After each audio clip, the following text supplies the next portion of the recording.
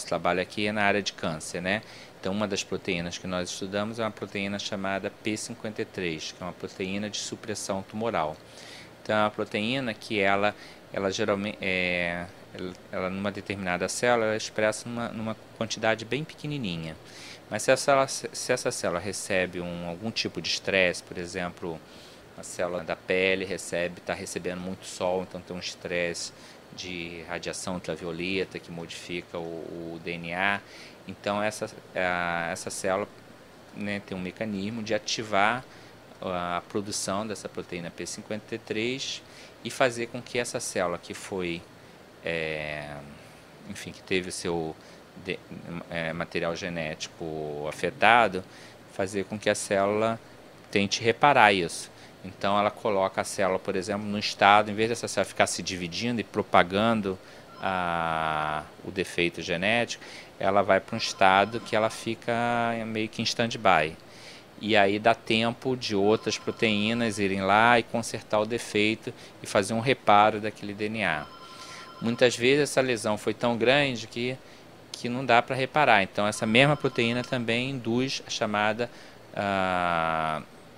morte induzida, ou seja, uma apoptose daquela célula.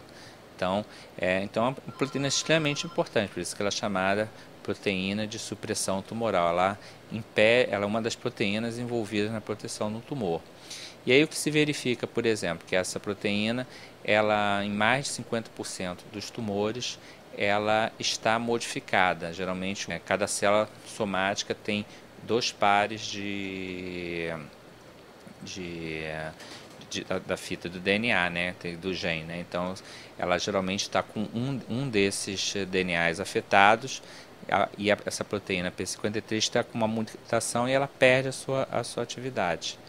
E aí de tal maneira que a célula não consegue mais ter essa resposta de proteção e aí você tem o câncer.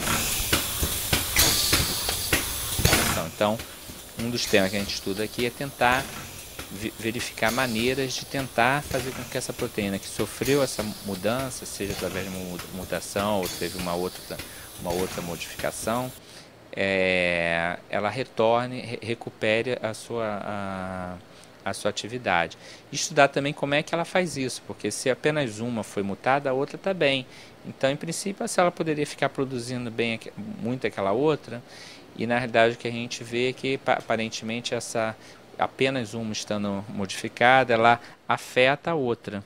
Então, com o mecanismo, que aí é a outra proteína que a gente estuda, né, do tipo prion, né? Então, ela meio que ao interagir com a outra, faz com que a outra também mude, né, causem a mesma influência que mudou a sua forma com a proteína. Ela é uma sequência, né?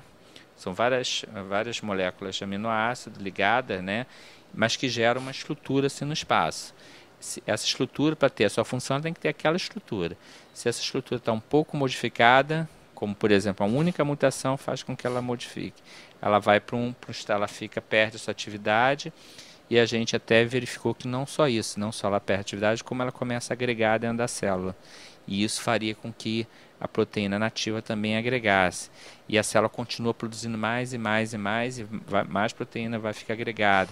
Então, esse é um dos temas que a gente estuda e tenta entender. É claro que o desafio muitas vezes é quais experimentos que a gente pode fazer, né, que a gente tem a proteína isolada, é mais fácil trabalhar, mas à medida que a gente vai para a célula ou começa a querer estudar ela dentro de um determinado animal experimental, fica mais complexo.